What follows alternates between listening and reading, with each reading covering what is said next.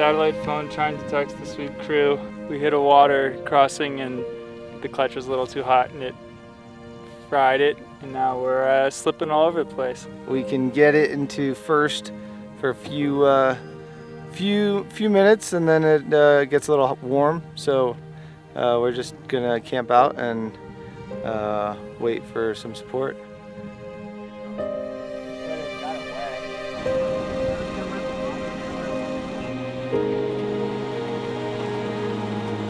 The desert was insane. Yeah. Seriously insane. All right, beautiful, but insane. First few days in Mongolia I thought were a bit rough, and you can kind of tell by all the cars that are needing major frame repairs and, you know, shocks exploding and shooting through the fenders and all that kind of good stuff. So I thought it was a little rough. Today is kind of what I was expecting. This was nice. We enjoyed it thoroughly. Great views, good roads, a lot of fun. Very rough today.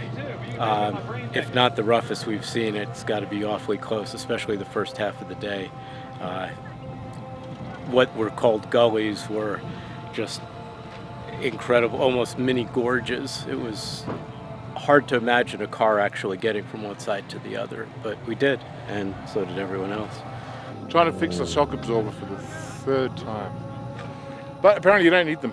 You can still carry on without a shock absorber because that's what we've done. So we shall continue whether it's fixed or not. Third time lucky.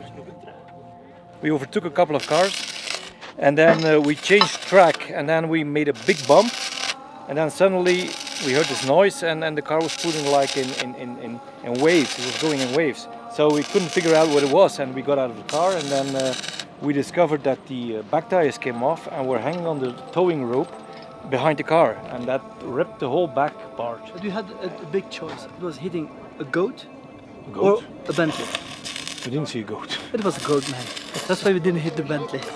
He's just making stories. The day was pretty rough. We had a puncture and really ripped the tire completely. Dad thinks he's a racing driver, whereas he's not a racing driver, which is why our tire looks like this.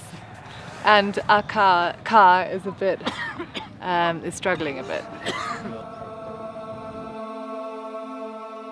About 343 kilometres today, I think.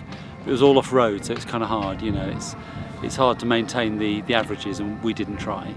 The averages are you know, they're really high, and we want to preserve the car and get to Paris. You know, that's our main goal. Today we had a real problem. Our Eiffel Tower on the dashboard fell over and onto the floor. We were lost. We've been following the Eiffel Tower for days.